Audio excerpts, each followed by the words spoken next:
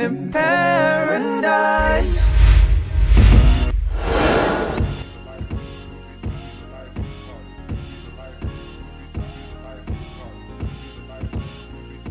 Revered as everyone's homegirl, Claudia Jordan is as real as it gets, and she's proving that she definitely has staying power. She continues to live out loud as a talk show host, an actress, a model, a businesswoman, a reality TV show and radio personality, and she's known for her appearances on Deal or No Deal, The Price is Right, shows like Celebrity Apprentice, and the 7th season of The Real Housewives of Atlanta. And she's currently the host of Fox Soul's Out Loud on the Fox Soul platform. And she joins us today in the Jenleeon Circle to talk about a lot. At first, I want to say thank you for joining me in the Jenleeon Circle because I'm so excited to talk to you. And the beauty they say you have that I can't see. Well, everything they say is true. I'll just tell you. Well, describe your outfit to me today, for me today. It's a light color, kind of like beige, kind of glittery, high slit on one side. And then the other outfit we did, it was a corset, so it was really, really tight on my waist. So it reminded me of how much food I ate in Texas. Yes. Food you ate in Texas. Yeah. Now that's interesting to me, starting there. When did you migrate to Texas? Because first it was New York, first it was California, then it was New York for a bit, then you ended up in Atlanta, which we'll talk about later on, and then you ended up in Texas. How'd you end up in Texas? So I got a call about a radio show they wanted to do. They were taking Steve Harvey off. Well, he's syndicated, so they were kind of broadcasting his show in the Dallas market. They wanted to create a local show. They wanted people to be there in the city, be able for to that local feel. Yeah. Yes. So they paired me up with a comedian, and we did that for about a year. It didn't work out. And the day they canceled that show, the very next day, that same day actually, I got on a plane, I went to LA. I tried out for another gig, and then the very next day, I was asked to fill in on Fox Soul for 2 days from Mike Hill, who's married to Cynthia Bailey here. Yeah. And he said, CJ, are you in town? Can you fill in for me? I filled in for 2 or 3 days. On the third day, James Dubose, who runs Fox Soul, he's head of programming, he said, hey, I need you back on Monday. I said, I don't live here anymore. I live in Texas. He goes, figure it out. And I figured it out, and I've been rocking with him almost 2 years now, and now I have the top 2 shows on the network. That's fantastic. Yeah. And with that being said, I just saw the interview that you did with Jennifer Hudson, and with her performance as Aretha Franklin in Respect, which I think was great. She did amazing. Yeah, and you've been covering a lot of people from over the past year, from Wendy Williams to beyond. You've definitely been covering the gamut. But again, like I said, we'll talk about those other locations that you lived at, but I want to take it all the way back to the beginning, to how you became the Claudia Jordan. It started simply as a child. You started simply as a person that was doing pageant work. Is that correct?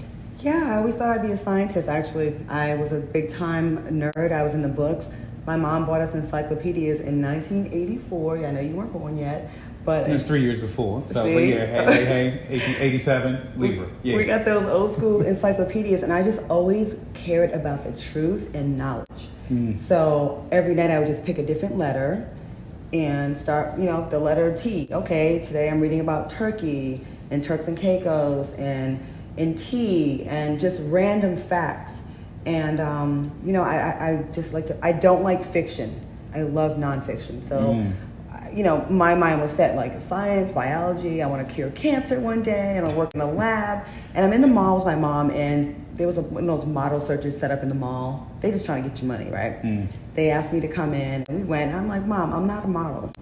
So when I went inside the agency, they talked me into competing for Miss Teen Rhode Island. And I did it, and I won. And then I just kind of like one thing led to the next from there on.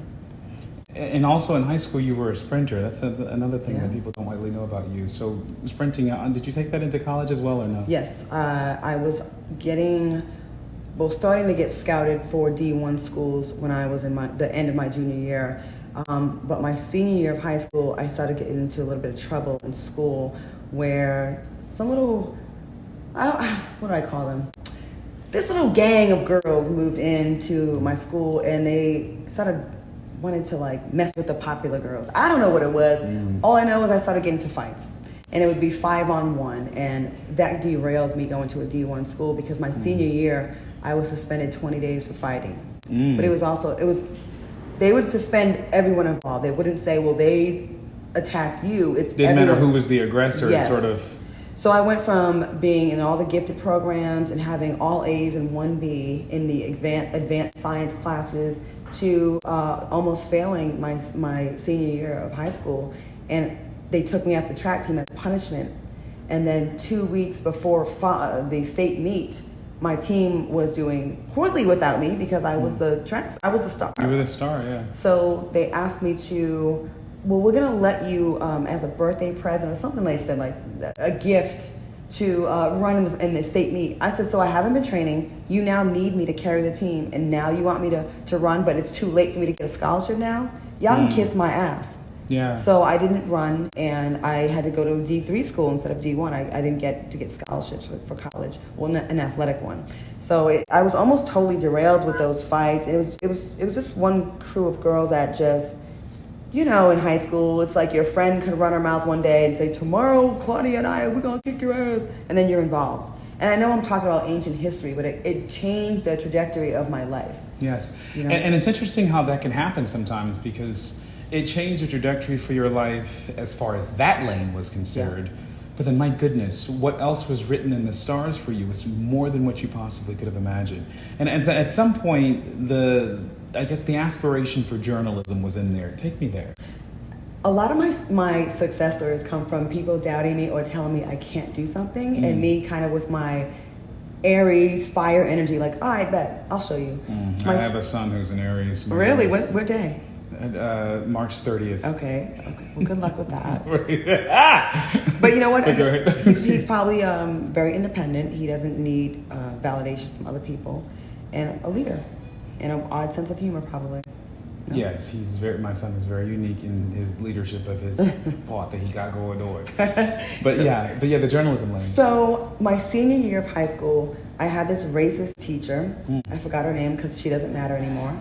And she, our final assignment, or final piece we had to do was on anything we wanted to. So I said, you know what? I'm gonna write my piece on racism.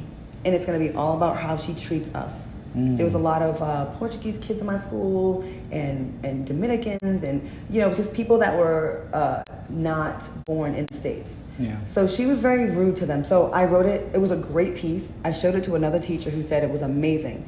This teacher gave me an F. It was all covered in red, and she said I wasn't going to be anything, and I was a terrible writer. So when I went to college, although I was going to be a biology major, I said, let me go check out the newspaper, and let me go check out the radio station. And I loved it. And her words resonated with me. And it's funny because, 30 years later, that is my field. That is my bread and butter. The thing that she told me I couldn't do, I'm doing. Media left and right. Yeah. And my goodness, what greater feat there is than to defy the chorus of naysayers. I wish I knew her name. I could write her a letter and say thank you almost in a way. I mean, even negative feedback can really do some positive in your life if you know how to harness that. And I've had to do that a lot in my life. Take the negative and use that for fuel and turn it into something positive. Yeah, that resonates with me, because as a blind black man, my goodness, the odds are stacked against me so much, and I live that same story of always trying to defy the expectations. So much so that, getting to the part of your story where you sort of ran the gamut in terms of being an extra for shows, right? And so that whole story of what it's like to be an extra to try to get to the next level of being quote unquote really casted for something. Your journey to California, take me there. I won Miss Rhode Island to go to Miss USA. I was the second black girl to ever win that for my state. But the other girl that won, she's kind of like, well, I'm mixed. But I was like, I'm black, So I went to Miss USA as, it was rare to come out of Rhode Island and for them to send a black woman to Miss USA. So when I went to Miss USA, I won preliminaries, and then I ended up finishing 7th. And I went back to Rhode Island, packed my bags, and moved to California with $500 to my name and started doing extra work. I worked on In the House, and recently I was reminded of a huge star who started with me. We both were on In the House with LL Cool J show. Omari Hardwick was doing extra work on that show. So people that are watching this or reading this, be encouraged that these baby steps, when you put them all together, they add up to something. Yes, baby steps add up to something. And then you became a video girl for a bit. I mean, working with the Backstreet Boys, Jenleeon, Fabulous, Charlie Wilson, Joe, Chico DeBarge. Okay, you did your research. Coolio. Look at you. Master P. Oh. Ludacris. Kenny Lattimore. I mean, my goodness. Yeah. Getting into the video sphere. How did that happen? So when you move to LA and you're doing extra work, you meet the cast and directors, and before you're allowed to get, book a big show, there weren't a lot of parts back then for black girls. You know what I mean? Like, we're talking 97, there weren't that many, they had their cast. Yeah. So we had to take what we can get. So music videos at the time were very beautiful. They had storylines. They did not degrade you. And we aspired to be like those girls in the videos. It really was the footprint of singles back then. They were beautiful. They were beautifully done. So I met a lot of great people doing those. And until I got my first commercial and first TV show, they were how I paid the bills. It was never anything shady. It was such a professional situation where they contact your agent, you get a booking fee, you do your job, and you go home. Now, I'm still friends with some of the people. Jenleeion and I are lifetime friends now. We're gonna be friends for the rest of our lives. Wow. You know what I mean? He always tells me, I love you for life. You are my friend. You've had my back, and vice versa. Good person. Now, your first TV hosting job was Fox Sports. You are so good. You are. No one's ever asked me, no one has ever said that to me in an interview before. Yeah, I did do my thing. But yeah, your first hosting experience was Fox Sports West as a red carpet correspondent, obviously with 5, 4, 3, 2, 1. And then eventually you branched off into things like The Price is Right, Deal or No Deal, all those shows that on network television that garner a huge following, right? Being a correspondent, when did you know that you were ready to be able to be on camera, speak extemporaneously, be able to pull audiences in? When did you know that was your calling? I knew it in high school when I would make people laugh in class. Wow. But I didn't know what to call it back then. I just knew that I could kind of hold people's attention and talk my shit and have fun.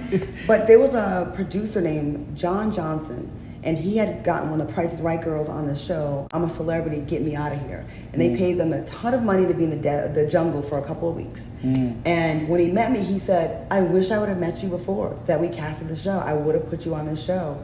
And I think you're great. And he was one of the few people in this business who gave me a shot with no motive. There was no, but we gotta go to dinner. There was no, but we have to do this, or can you? It was none of that. It was pure and it was real, and to this day we're friends. So he gave me a break and gave me a spot on that show, and I got to do a couple appearances on the Best Damn Sports Show, and then I got on the E had a sister channel, the E Network, called the Style Network, and I did a show called The Modern Girl's Guide to Life. And after that, I did a pilot with ESPN for sports, and I'm like, oh, this is where I need to be. I don't know if I'm a good actress yet, but I know I like this hosting thing. Yeah. So, yeah. Yeah, well, I think that's inspiring. I mean, the way that the stories worked out, and obviously you've been able to garner an interesting fan base, and you've been quoted as saying that crazy people like you. Yeah, define that for our audience, and you actually have a funny story about a man who seemingly vampiric, obviously, and looking at you. So tell us that story. So I do attract crazy. That is my demographic. Ever since I was on The Price is Right, and I also have a very strong fan base in prison. Yes. They write the best letters, and I would it would mean a lot. I'm like, of all the people you can reach out to, you reach out to me. Okay. As far as the man who he was kind of like. Okay, so this man became obsessed from watching all the things I've done and the radio show with Jamie Foxx. He would listen and consume everything I did. And he, in his mind, developed a fantasy that I was Cleopatra and he was King Tut. So he was a stalker, actually. Wow. But then he also tried to extort me for $25,000 for him to leave me alone. He would show up to all my events. Yeah, I think you totally attracted crazy. I'm not lying. No, and my crazy is for real crazy. So I remember a time that if the message I want to give, one of my messages in this interview is go with it. Stop trying to control every little thing. I'm a big believer in throwing things against the wall and seeing what sticks. And also, if something keeps preventing you from going somewhere, go with that too. So this guy was in town that kind of annoying, but he kept insisting that we have lunch that day. I said, look, you can come over, I'll cook. It'll be some daytime stuff, so it ain't no funny business that night. I'll cook something, we'll have lunch, we'll talk. So he came over, and he looked like a big football player, right? That's what he looked like. At one point, he looked out my back window, and he said, Claudia, why is the window, the screen on the ground? I said, oh, my cat probably tried to get outside. He's like, absolutely not. Come to find out, the stalker had driven up to my house in Santa Clarita in the mountains, took the screen off my window, was looking at us, watching us, had planned to come to rape me or kill me that day. But because I let someone come visit me that I had reservations about, it saved my life. Wow. That man ended up getting convicted and spent 3 years in prison. Well, he actually died in jail. Wow. He had this weird obsession. When they went to his house and picked him up, he had a whole mural on his wall of me and Rihanna. So I just want people to be more careful on social media. Like I used to always say, heading to, Houston's with the girls. I would tell people my moves before I got there. Now I post afterwards. Yeah, smart move. That's as a blind person, that's what my family told me to start doing. That's what I started doing. Be careful. Now, one of the things we like to celebrate here is stories of, tragedy to triumph, or adverse circumstance that is turned over to something that's promising for someone. And in your story, you've had an experience where, you went through an experience of foreclosure. You lost a lot of stuff all within a month, only for things to turn around. You got to tell our audience that story, because how that ends, I think, again, is a huge testament of perseverance and how anything is possible. There's a lot of things going wrong at one time, and I think, especially I will say Black people, we're just so used to being told that we're strong, that we're supposed to just suck it up. No one really feels bad for you, like, okay, big deal. We have another story that's sadder than yours. So you don't really have that luxury of being able to be to harp on anything. So relationship stuff was in the trash, show got canceled, Deal or No Deal got canceled. Just opportunities everything was just not coming through. I went through a period of no one was hiring me, and I just felt like my reputation started getting bad. I had someone that was really spiteful that was putting all these bad stories out about me. I found out later on. But at the time, I didn't know why it was happening. I remember I had my home in Santa Clarita. It was like a $500,000 house that I got by myself. No one helped me out. I was very proud of saving money and putting money orders under my mattress and saving up, putting $110,000 down on my house by myself. No man helped me. And I was very proud about that. And I emphasize that because a lot of people have help. But when you do it by yourself, you have this sense of pride, like I did that. So I got that house, then I got a secondary house in Arizona as an investment, and everything just went bad, and I fell into a state of depression. I lost $1 million in real estate in 1 month, and to get those letters, when never being late, and then until this stuff happened, and I remember the day that the sheriff showed up, and I had to get the hell out of my own house, and it was gut-wrenching, it was depressing, I felt like a loser. But I realized at the time I was putting too much of my value on my work. Like I was getting my self-worth from money and from my bookings. And you cannot live like that, because that is based on someone else liking you. It's not based on you really half the time. It's based on someone else has to choose you. So I was depressed and I wanted to take my life, actually. I had planned on how to do it. I lived in the mountains, so I was gonna just drive up the side of the mountain. But then I thought, what if I live? And I'm in a worse place. So, and I was a little vain, honestly, but I was like, okay, I'm not gonna do that. So my second choice, and I was about to do this, park my car in my garage and close the door and just let the car run and just keep the windows open and just die, go to sleep, carbon monoxide poisoning. And you know what saved me? I used to keep my cat's litter box in the garage. So I kept my door to my house open.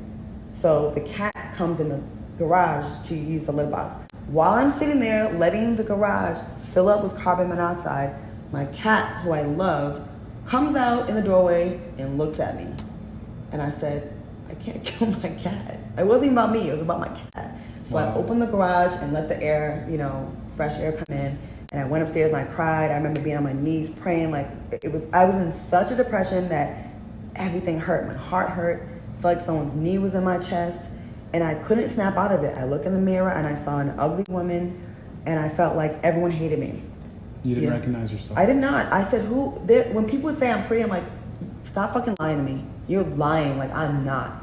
And I'm not gonna lie. I was on medication for 2 months for my depression, my severe depression, and it definitely helped numb that pain. And I had a voice, you guys. When you are depressed, I had a voice telling me, nobody cares. Just kill yourself. Right. And I thought, no one would probably find me because no one's even checking for me anyways. And I really was about to do it. But one of my girls came to my house and she made me get out of bed and she hugged me. It's a running joke of my friends that I don't like to hug. She forced me to hug her. I kind of collapsed in her arms, and then I went to this class. It was like kind of like landmark education where you kind of readjust your perspective on things. And it kind of got me out of my funk. And I swear, within 2 weeks, VH1 called me about a talk show. Donald Trump personally called me and said, if I can get you on a Celebrity Apprentice, will you do it? I said yes. And I was back. Like I just got all these gigs, and nothing that I got was anything I was trying to get. It just came and fell in my lap.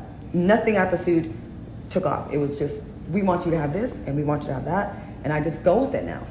Absolutely. And that speaks to a lot of people that sometimes when you're at the deepest, in the darkest place, you're at rock bottom, there's no other place but to go from up, but they have to hold on long enough to see what tomorrow might bring. And let people help you. We think we pray for a sign, and we think if it has to come from this big voice of God, it may be a friend that was put in your life to, come on girl, let me get you out the house. And it can start with that. Let people help you, Black people. We are so worried about being the strong Black woman, a strong Black man, that we feel like it's weak to say, I'm having a mental issue right now. And there's nothing wrong with that. We have to stop being afraid of admitting when we have a moment of weakness. We're human. We're supposed to. And more importantly, I think that knowing is always is half the battle. So in the Black community, when we think it's so taboo, to suffer from depression, there's something called situational depression. It doesn't mean that you're forever depressed, right? But situational depression, and it's okay to get the assistance you need in the way of medication. I've lived that story too. Really? So thank you for being so personal with that, because I've researched the periphery of that experience that you went through, but the depth that you went to be so honest and open about the suicidal ideation, I think is powerful. And it shows how brave you are. And Black people of all the races, we have the most reasons to be depressed. So I don't know why it's such a negative for us. I mean, just from our history, there's so many things that we have to encounter on a daily basis that would break anyone else. So I just encourage our people to just understand, it's okay. Right. We deal with a lot, and we see our images of people that look like us weekly on the news getting taken out. That does something to your spirit if you're an empath. And if you're awake, watching the news, there's PTSD right there. For sure.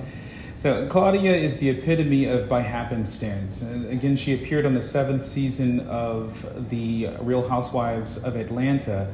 But originally, you weren't from Atlanta. There's a unique story that actually brought you to Atlanta to participate in that show. I think, in fact, when the network met with you, they needed a tie to get you to Atlanta. And the way this works out is quite interesting. Tell us about that. Okay, so I was in LA and I was doing a show called According to Him and Her. I think it was on Centric.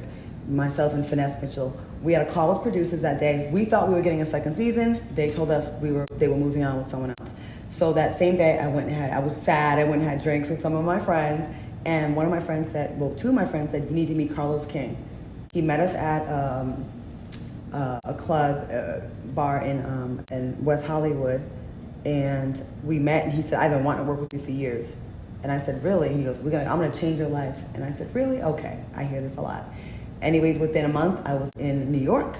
I had a meeting with Bravo, but then they said, we don't have a connection. I'm sorry, True Entertainment. I had a meeting with the production company. They said, we don't have a reason for you to be in Atlanta. Everyone loves you, but we don't have a reason. So Ricky Smiley was in town, and so was Charlamagne the God, who I've always wanted to work with. They both were having events the same night. It rained. Charlamagne's party was on a boat. So I said, I guess I'll go to Ricky Smiley's event. They sat me next to him. I talked to him Let about... me take it, you weren't trying to be a Black girl in the rain? No, exactly. You already know. You already know. What you're not going to do is have me waste his fresh blowout. So I was seated next to him. I told him about the Atlanta Housewife thing. He said, well, you should come try out for my show. So I paid my own flight, went down there, showed them that I was serious. By the third day, they gave me a contract. I called Carlos King and said, well, I got my reason to be in Atlanta. And I moved, and in the next week, I started on Housewives of Atlanta as a friend of the show, and then Ricky Smiley Morning Show. And once I had this epic, battle with one of the cast members, they upgraded me to a housewife. And here we are. Well, that's exciting. That's exciting. What, do you wish you had more experiences beyond season 7 with Kenya and Portia and Nene and the likes? No. It was enough? It was enough. What would you have done differently? Watch the show more to know that I went in very, what you see is what you get. I had no motive, so I wasn't going to try to steal a scene or twist anything. I am who I am, and that's it. I would probably, I don't know, actually. Some people, I feel like people really, really love me or really, really hated me. There's no in between on that.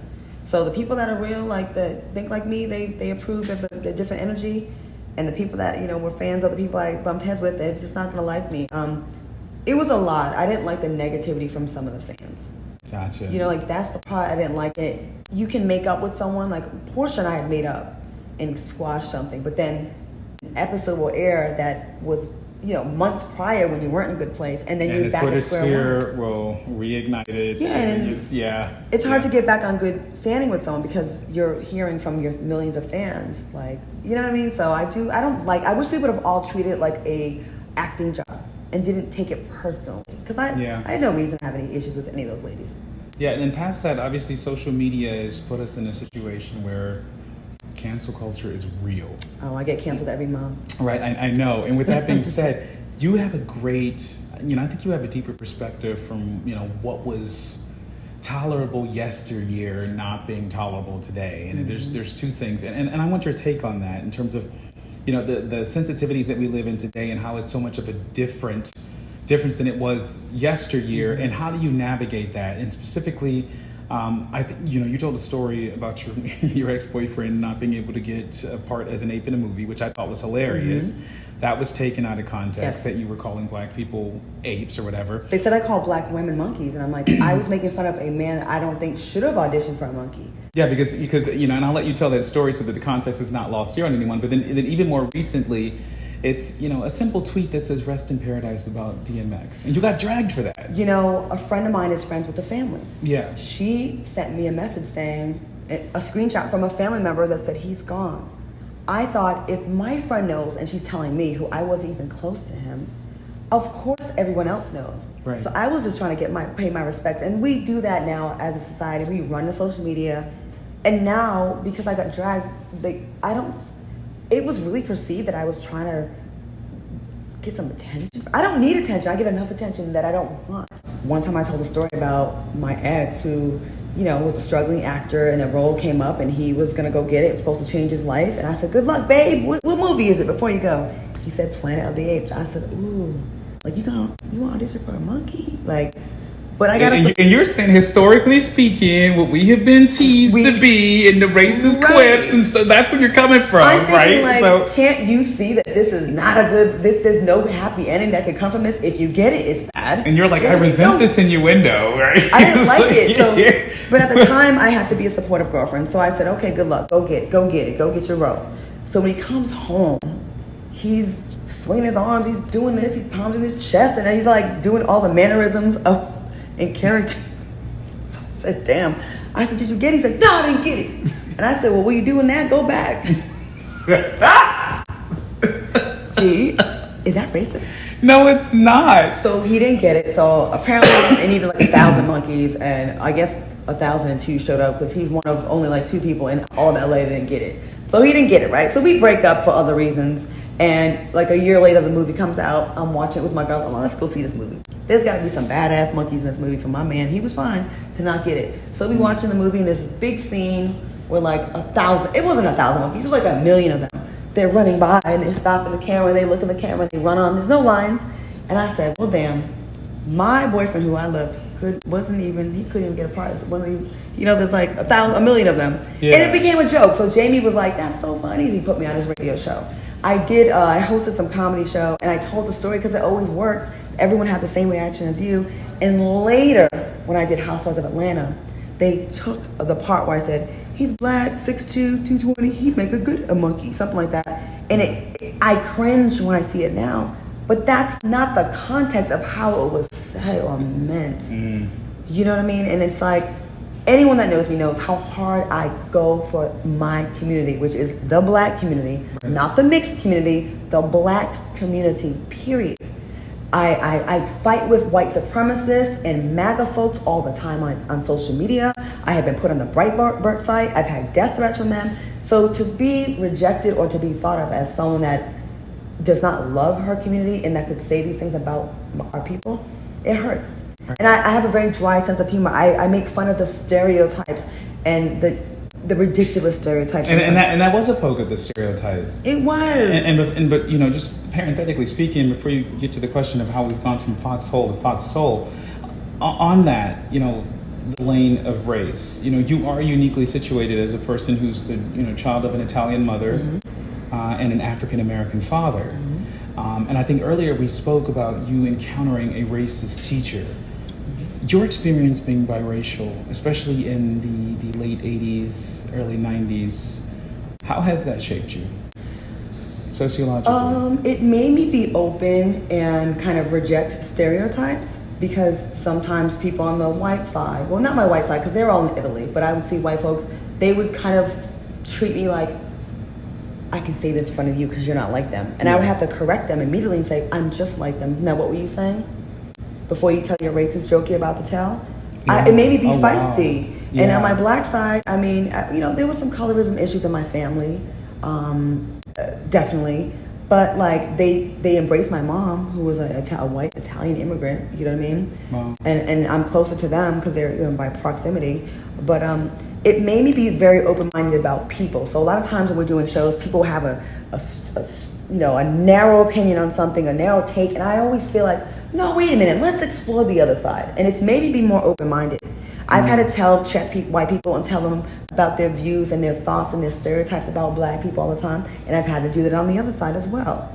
You know? But it's like, I feel like my intentions have always been good, but I'm so easily misunderstood, and it's so frustrating. When you feel like that the message is so clear. I'm like, what have I done to like get this? I've had to fight. I had the KKK reach out to me when I was in college in Ohio after the Rodney King verdict came out. I organized a nonviolent vigil at my school. We had about 50 black people there. That's it.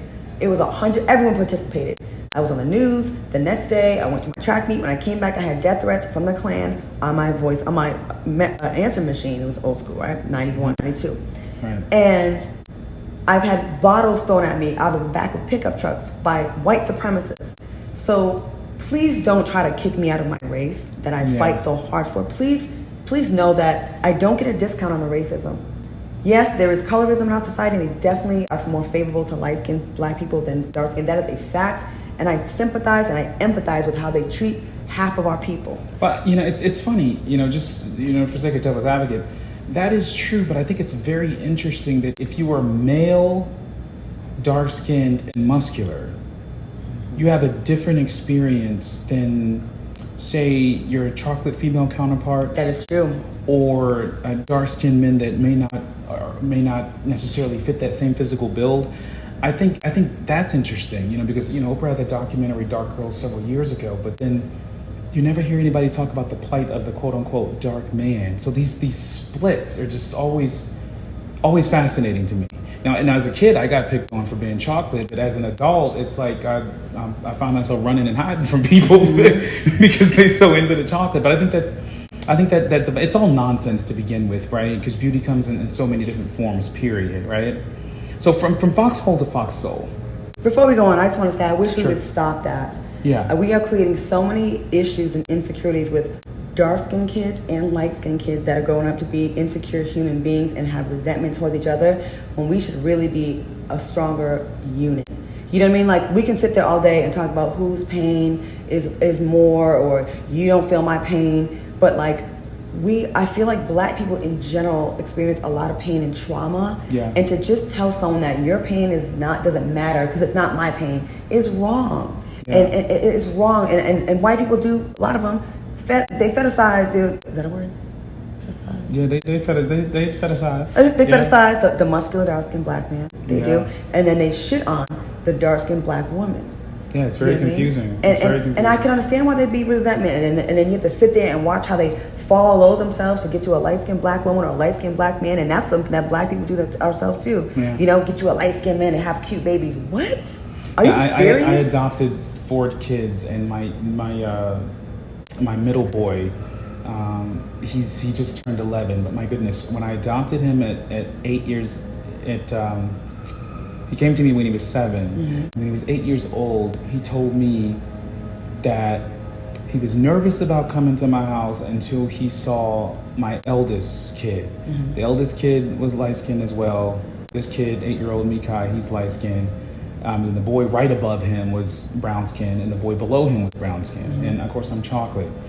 And he said I was nervous at 8 years old. He said I was nervous coming, but then when I got here and I saw Jay, I thought things were going to be okay. I said, why you say that? He said, because it was somebody who looked like me, and I was told light skin is better. Wow. You know, first I wanted to jerk him around, right? Mm-hmm. Be like, excuse me. But then he doesn't think that way anymore. But it broke my heart to the degree that even in the black community, they have this systemic thing of color, which we shouldn't, you know? So that's some of the things that sticks out to And me. then we got to stop acting like a light-skinned black man is weak and soft and taking away his masculinity. Yeah. And that dark-skinned black women are actually, they're masculine and light, like, it's so dumb. And it's something that we do to ourselves. It's a self-inflicted wound. Yes, it came from slavery. Yeah, it was well taught to us, I guess. You know, that whole divisionistic type thing. Wow. Oh goodness, I could talk for hours about this. Yeah. Yeah. We have a long way to go. But I just want people to just realize that, you know, I see stuff online where you can't sit with us or you're not black if one of your parents is. I'm like, what do you say to the? Remember when our ancestors, our great-great-great-grandmothers were raped by the slave masters, the white man? Should we tell her that child should be banished from the black? They're not black. You know what I mean? Like, you still grow up with those same experiences. Well, similar experiences. Fox Soul. All right. which spun off into I think 2 other shows. Tell us about the Fox Soul platform and your experience. I love it.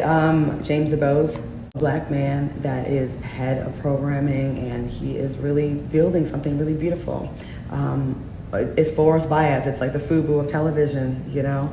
And I got on. I had a show called Out Loud, which is no longer. I don't have the one-on-one show anymore. And he said it's kind of like I'm a casualty of my success because I created 2 other shows. Cocktails with Queens on Mondays with Vivica Fox, Lisa Ray, Selena Johnson. Took off and it blew up. Yeah. Then I pitched another show to them that I totally created from the ground up, TGIF. I love that show with Al Reynolds and Funky Dineva, and that show has really just skyrocketed and people really love it. And we get to be free and we get to be shady but intelligent. We back it up with facts. It's not just people talk shit about each other. We back it up with that. Well, Al does a ton of research. And it's credible, and I love the different perspectives. And, you know, there are 2 men that are in the LGBTQ community, but they're not used as a gimmick for that. And that's why it resonates with people. It's not like, I just need to, I need to go, yes, and the stereotypical things. It's not about that. It's about who they are as people. They just happen to be in the community. Absolutely. You know what I mean? And I think that, I hope the community is proud of it and respects it, because I never wanted to use them as, I see a lot of reality stars using gay men as accessories. You know who they are, but it happens a lot where they think, I gotta get me a gay. I think that's an offensive thing to say about a human being. It's funny. I love Tamar Braxton, but it's one of those things where a lot of those sayings that she was walking around saying, or sayings that came, you know, because I have a lot of gay friends. They were sitting there, and I was like, hey, wait a minute, that's stuff we say. That stuff, you know, is one of those things. So it's like, yeah, okay. I mean, there was a lot of appropriating. I guess there's an argument to be made that, well, some of the things that black women do have been embraced by the black community, and vice versa. But touche. Right? I mean, what came first, the chicken or the egg? But you do see on these reality shows that people will purposely get one to kind of run after them and hold their purse, and I don't think that's right. I've never done that. Like, you don't, that is a human being. If you want to bring your friend on as your peer, that's one thing. But stop using these men as accessories. They are not purses to just build you up constantly and be your personal cheerleader. So I made it a conscious effort for this show to not be like that. And I think that's excellent. And it speaks to the last topic that I wanted to speak to you about. And obviously, speaking directly to the humanity part of you, you have been quoted as saying you're a person who wants to save every homeless person you see. You want to save every kitten. You want to, quote unquote, heal the world as you can. What does all of that mean? What ails your heart the most about the world? People not caring about each other. Like, I cannot walk past someone in the street that needs food that I can give you without stopping. I hate it. My whole life I've always been able to put myself in someone else's shoes. And so when people say, oh, they blow them off, like, oh, they're probably going to use it for drugs. I said, I don't care what they're using it for. It's another person that needs something. Who am I to judge them? Like, I know from going through foreclosure how easy it is for anyone to lose it all. I've lost it all twice and got it back. But not everybody, some people get broken and they can't put it back together. And I just feel like people are just, and social media helps it. We're just a bunch of narcissists running around, me, my lighting, my filter, my this, my that. When you're walking past someone on the street, that a meal would make them, like, you would totally make their day. And it just really hurts people think I'm this badass shit talking person, which I am. But when I'm home by myself, I am in tears constantly with the news. And when I watch stories, it's a blessing and a curse, honestly. Because I've gone to New York and left with no money. I've given it to everybody I see. I gave this homeless lady $100 to buy shoes, and she looked at it, it was fake. But it really wasn't, I felt really good about it. I just want to do more. I think about Michael Jackson a lot of times when it comes to that sort of stuff, and that when he was, obviously his estate is filthy rich now, but he was broke towards the end. And a big reason why he was broke is because a lot of his stuff, a lot of his money, he gave it away. Yeah. Gave it away to help people. And I think that's wonderful. So, without the filters, away from the fantastic light, what is the truest sense of your humanity? That's something that sticks out to me. I've enjoyed my conversation with you today, Claudia. Too. You're really good. You were definitely family at this particular point. Thank you so much for joining the Jenleeon Circle, and we look forward to staying in touch. Yeah, again, sure. Claudia Jordan, everybody. I'm Mario Bonds. See you next time. Does anyone still believe in paradise?